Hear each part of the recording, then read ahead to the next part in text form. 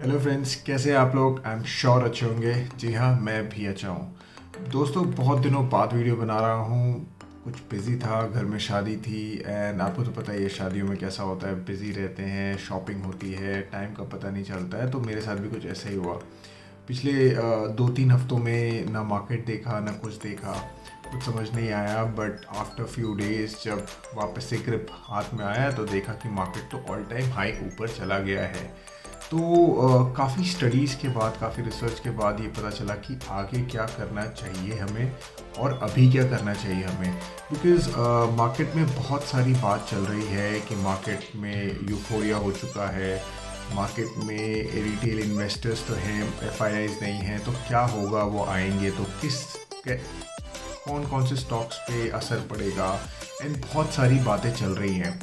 तो उसी को लेके मैंने सोचा कि बात कर लेता हूँ। और मार्केट ऑल टाइम हाई है तो वो क्यों हाई पे है? क्या ऐसा मार्केट डिस्काउंट कर रहा है जिसकी वजह से ऑल टाइम हाई पे चला गया है?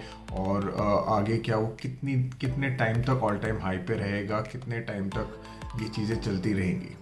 तो आइए बात करते हैं, इन सारे क्वेश्चंस का आंसर देखते हैं और देखते हैं कि आप कहाँ पर हैं और इस व्यू जो मैं अपने व्यूज़ दूंगा वो आपको कितने हेल्प करेगा।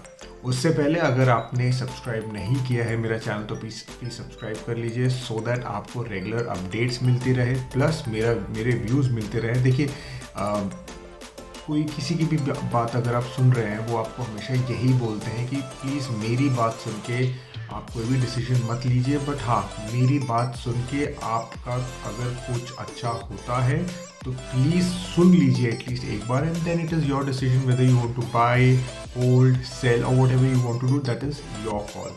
ठीक है, तो सबसे पहले ये देखते हैं कि मार्केट ऑल टाइम हाई है तो क्या क्या फैक्टर्स हैं। सबसे बड़ा फैक्टर तो ये है कि इंडिया में जो इलेक्शंस हुए हैं जिसमें जो रूलिंग गवर्नमेंट है वो काफ़ी मेजॉरिटी से आई है। और ये सिर्फ स्टेट इलेक्शंस को लेके नहीं है, ये बात है कि इसको देखा जा रहा है जो अगले साल सेंट्रल इलेक्शन है उससे जोड़ के देखा जा रहा है कि अब कह रहे हैं कि लगभग ये कंफर्म है कि जो रूलिंग गवर्नमेंट है वही वापस से रिपीट करेगी। अभी उससे स्टॉक मार्केट को क्या लेना देना है? लेना देना है, बहुत बहुत ज़्यादा लेना देना है। सबसे पहले देखिए, मार्केट को स्टेबिलिटी पसंद है। जो इंफ्रास्ट्रक्चर के प्लान्स हैं, जो पॉलिसीज़ हैं, उस हिसाब से मार्केट ने अपने आप को ढाल लिया है, बिजनेसेस ने अपने आप को ढाल लिया है। जनरली आप ये देखते हैं, अगर ऑपोजिशन या कोई दूसरी गवर्नमेंट आती है तो बहुत सारी पॉलिसीज़, बहुत सारे इंफ्रास्ट्रक्चर प्लान्स होल्ड पे चले जाते हैं या चेंज हो जाते हैं। अगर यही गवर्नमेंट रहेगी तो जैसे कि मैंने बताया, स्टेबिलिटी रहेगी, बहुत सारी पॉलिसीज़ कंटिन्यू करेंगी जिसको देख के बिजनेसेस अपने पॉलिसीज़, अपने बिजनेस फोरकास्ट कर सकते हैं, end of course infrastructure development को भी लेके। तो पहली तो चीज़ ये है। दूसरी चीज़ ये है कि यूएस में देखिए, हम कितने भी बड़े बन जाएं, हम हैं यूएस के सामने छोटे ही। आई एम श्योर आपको ये चीज़ अच्छी नहीं लगेगी, but that is the truth. And अगर जितनी जल्दी हमें ये सच्चाई समझ में आएगी, जितनी जल्दी हम ये सच्चाई एक्सेप्ट कर लेंगे, उतनी ही जल्दी हम अपना जो टारगेट है ग्रोथ का, प्रॉब्ली जो थर्ड लार्जेस्ट इकोनॉमी है या सेकंड लार्जेस्ट इकोनॉमी है वहाँ पहुँचने का, वो जल्दी से जल्दी पहुँच पाएंगे। देखिए, हम 3.5 ट्रिलियन की इकोनॉमी है और एप्पल या गूगल वो खुद 3 ट्रिलियन की मार्केट कैप में चलती है। तो आप देख लीजिए कंपैरिजन क्या है कि वहाँ के स्टॉक मार्केट में एक कंपनी हमारे पूरे कंट्री के जीडीपी के बराबर है। सो बस मैं ये आपको इसीलिए बता रहा हूँ कि हम कितना भी बोल लें, बट यूएस चलता है तो हम चलते हैं, यूएस गिरता है तो हम गिरते हैं। हाउएवर ये साल थोड़ा एक्सेप्शन था because of retail market, but at the end that is the truth कि यूएस मार्केट चलेगा तो हम चलेंगे। तो यूएस मार्केट में काफ़ी ज़्यादा पॉजिटिविटी है। मैंने आपको बताया था कि बिकॉज ऑफ फेड, जो कि जिसने 40 साल का जो इंटरेस्ट रेट है वो रिकॉर्ड तोड़ के इतना हाई इंटरेस्ट रेट रखा हुआ है। And right now bad news is good news, मतलब जितनी भी बुरी न्यूज़ आएगी यूएस में, फेड उसको एनालाइज करेगा, वो मार्केट में वो इकोनॉमी को गिरने नहीं देगा। वो ये करेगा कि फंड फ्लो करेगा। फंड फ्लो का मतलब ये है कि वो जो हमारा इंटरेस्ट रेट है जो उन्होंने बढ़ा के रखा है उसको घटाना शुरू करेगा। तो सबसे पहले कि ग्रोथ सॉरी ग्रोथ नहीं, एम्प्लॉयमेंट डेटा आया है जो कि एक्सपेक्टेड एम्प्लॉयमेंट रेट से कम है। एक्सपेक्टेड वाज अराउंड 9.3 एंड अभी जो डेटा आया है वो है अराउंड 8.7। सो जिसका मतलब ये है कि जो वहाँ पे जॉब्स थी वो कम हो रही हैं, जो कि फेड को अच्छा नहीं लगेगा because they have to reduce the interest rate. दूसरा ये है कि ऑयल के रेट्स भी गिर रहे हैं, तो जो हम जितना ऑयल बढ़ता है उतना इन्फ्लेशन बढ़ता है, और जितना इन्फ्लेशन बढ़ता है उतना ही आपको पता है कि फेड रेट्स इंक्रीज करता है। तो ऑयल के रेट्स घट रहे हैं लगातार 83 84, बिकॉज लास्ट मेरा वीडियो मैंने बनाया था, अगर आप फॉलो कर रहे हैं तो 87 88 तक था, अभी 83 82 तक आ रहा है। That is also a good news. So this is something, ये जो कुछ फैक्टर्स हैं जिसकी वजह से हमें पता चल रहा है कि मार्केट में काफ़ी ज़्यादा तेज़ी हो रखी है। अभी मैं यूरोपियन काउंसिल जो है, जो बेसिकली फेड जैसे यूएस में है आरबीआई, जैसे इंडिया में वैसे ही जो यूरोपियन बॉडी है उनकी बात सुन रहा था। उन्होंने बोला है कि देखिए रेट इंक्रीज होंगे ये तो हमें नहीं पता है, बट हाँ रेट हम स्टेबल रखना चाहते हैं काफ़ी हद तक। दैट मीन्स बड़ा सिंपल इशारा ये है कि भाई अगर एक दो टर्म स्टेबल रहेगा उसके बाद हम घटाने की बात करेंगे, ठीक है। तो ये सिचुएशन है, बट सबसे बड़ा क्वेश्चन ये है कि क्या आपने मैं पिछले वीडियोस में ये भी बता रहा था कि आपको पेट भर कर जितना पैसा है उतना पैसा डालना चाहिए था जब मार्केट नीचे था। और मार्केट कब नीचे था? पिछले 3-4 महीने पहले मार्केट नीचे था, पिछले 3-4 महीने से ही ऊपर आ जा रहा है। मैंने उससे पहले से मैं बताता आ रहा हूँ कि प्लीज़ इन्वेस्ट करो इन्वेस्ट करो इन्वेस्ट करो, मार्केट ऊपर जाएगा।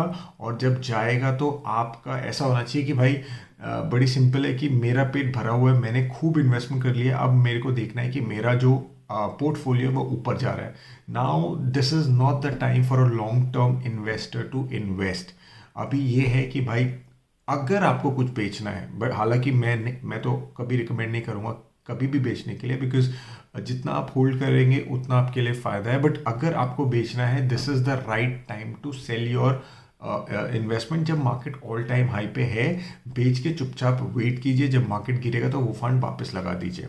सो इन शॉर्ट, जब मार्केट नीचे था तब मैं आपको बोलता था इन्वेस्ट करें इन्वेस्ट करें इन्वेस्ट करें। अभी क्या करना चाहिए आपको? देखिए अभी मार्केट में अगर आपके पास फंड्स हैं, पैसे हैं, अगर आप होल्ड कर सकते हैं वो अपने पास तो होल्ड कीजिए। लेकिन अगर आप बोलते हैं नहीं नहीं आपको थोड़ा सा तो इन्वेस्ट करना ही है ऑन अ रेगुलर बेसिस, तो अगर आपके पास से फॉर एग्जांपल 100 रुपये है तो आप 25 रुपीज़, जो 25 रुपये है उतना लगाएं, 75 रुपीज़ प्लीज़ अपने पास होल्ड कीजिए। अगर आपने 100 के 100 रुपये लगा दिए, trust me you will be losing a lot, because आप मार्केट ऑल टाइम हाई पे खरीद के उसको फिर आपको वेट करना पड़ेगा। बिकॉज यहाँ से अगर मार्केट साइडवेज मूव कर दिया या नीचे गिर गया, देन आप फिर से अटक जाएंगे। सो मैक्सिमम रिटेल इन्वेस्टर्स का प्रॉब्लम यही होता है कि वो तेज़ी देख के उसमें कूद जाते हैं, लेकिन उसके बाद क्या होता है?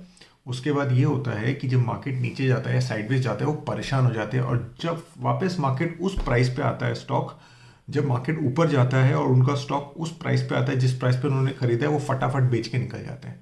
उससे क्या हुआ? उनका टाइम भी काफ़ी वेस्ट होता है, वो इम्पेशेंट हो जाते हैं, बहुत सारी चीज़ें हो जाती है यार।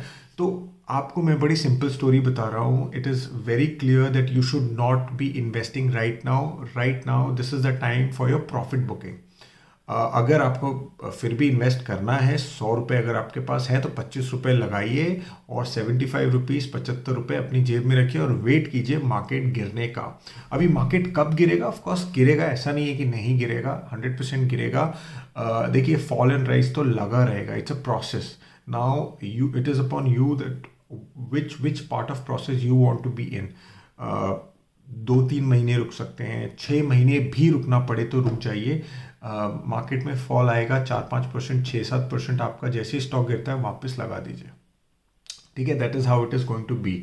अभी एक और सवाल है कि ये लार्ज कैप क्यों नहीं बढ़ रहे हैं, या क्या, और अगर बढ़ेंगे तो क्या अभी राइट टाइम है? देखिए मुझे पता नहीं आपने मुंबई में लोकल में ट्रैवल किया है कि नहीं, या दिल्ली में मेट्रो में ट्रैवल किया है कि नहीं, बट क्या होता है अगर क्राउड होता है ना, ट्रेन खचाखच भरी हुई है, ठीक है, अगर क्राउड है ट्रेन में और आप खड़े हैं ट्रेन के विद द फ्लो, और अगर आपको उतरना नहीं भी है तो आपको पूरा धक्का लगता है, पूरा क्राउड उतरता है, आपको उतार देता है। सेम चीज़ चढ़ने में भी है, अगर आप क्राउड के बीच में खड़े हैं एंड ट्रेन आई है, सीधा आप खड़े रहिए, आप अपने आप ट्रेन के अंदर पहुंच जाएंगे। सो देखिए, सबसे पहले अभी तो वही स्टोरी है, चाहे लार्ज कैप हो, स्मॉल कैप हो, मिड कैप हो, सब भाग रहे हैं। ऑफकोर्स अपने अपने कैपेसिटी से भाग रहे हैं। लार्ज कैप बड़े बड़े हाथी हैं तो वो थोड़ा धीरे भाग रहे हैं, वेट कर रहे हैं, फिर धीरे भाग रहे हैं। जो मिड कैप है वो चीता टाइप है, स्मॉल कैप है वो खरगोश है, तेज तेज भाग रहे हैं। बट क्वेश्चन ये है कि क्या रियल में लार्ज कैप में तेज़ी है? जी नहीं, मुझे नहीं लगता। जब तक एफआईआईज नहीं आते इंडिया में तब तक लार्ज कैप में एक्चुअल तेज़ी नहीं मिलेगी। और अब आप मुझसे पूछेंगे कि यार ये जो लार्ज कैप है वो बढ़ने के लिए एफआईआईज कब आएंगे? देखिए, एफआईआईज तभी आएंगे जब यूएस इंटरेस्ट रेट घटाएगा, और वो काफ़ी हद तक हम उस सिचुएशन में आ चुके हैं। ऑफकोर्स हम ये सुनते आ रहे हैं 6 महीने से, 8 महीने से कि हाँ अभी घटाएगा, अभी घटाएगा, अभी घटाएगा। बट आई थिंक जब इतना वेट कर लिया है तो कुछ महीने और वेट कर लीजिए। एंड लार्ज कैप प्लीज़ आप ये जल्दी जल्दी में पैनिक में मत बेचिए, आप वेट कीजिए एंड आपका टाइम आएगा। बट मुझे नहीं लगता कि एनी वन शुड सेल। जितनी कैपेसिटी आप होल्ड करके रखिए। अगर आपके पास लिवरेज नहीं है तो बेचने की क्या जल्दी है, उसको वेट कर लीजिए। बट अगर आपको स्टिल बेचना है, this is the right time for mid and small cap. Of course मुझे ऐसा लगता है कि और ज़्यादा तेज़ी आने वाली है, बट स्टिल अगर आपको बेचना है तो आप कब बेचेंगे? जब मार्केट ऑल टाइम हाई पे हो, जब आपकी वैल्यू अल्टीमेट हो, एकदम सबसे ऊपर रहे, राइट? तो this is the right time you should sell if you want to sell. I never recommend anyone to sell their stocks if it is not really urgent.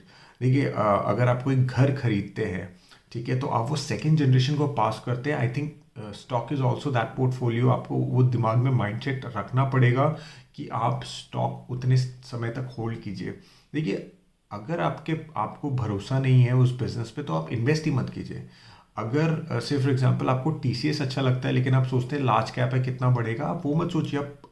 अगर आपको confidence है उस स्टॉक पे, आप पूरा invest कीजिए, wait कीजिए, give it 10, 15, 20 years, follow कीजिए अच्छे से, एंड आपको अच्छा रिजल्ट मिलेगा 100%, जैसे आप रियल एस्टेट पे करते हैं, रियल एस्टेट के पोर्टफोलियो को करते हैं। So that is how it is. तो लार्ज कैप में आपको वेट करना पड़ेगा for FIIs. Mid and small cap के बारे में मैंने आपको ऑलरेडी बता दिया है कि वो काफ़ी भाग गए हैं। This is the right time to exit the market. हाँ, मार्केट इसके बाद आपका स्टॉक में भी 10, 15, 20% ऊपर जा सकता है, बट रामदेव अग्रवाल सर ने क्लियरली बोला था कि जो एग्जैक्ट पॉइंट जानता है सेल करने का वो आइदर भगवान है या जो झूठा है, ठीक है। So that is how it is. इसके बाद ये भी सोचने वाली बात है कि कई लोगों का दिमाग में ये बात है कि वो फियर ऑफ मिसिंग है कि अरे मैंने तेज़ी मिस कर दी, अभी फटाफट जंप करते हैं, आगे की तेज़ी पकड़ते हैं। देखिए, ऐसा मत कीजिए, वो बहुत बड़ी गलती होगी आपकी।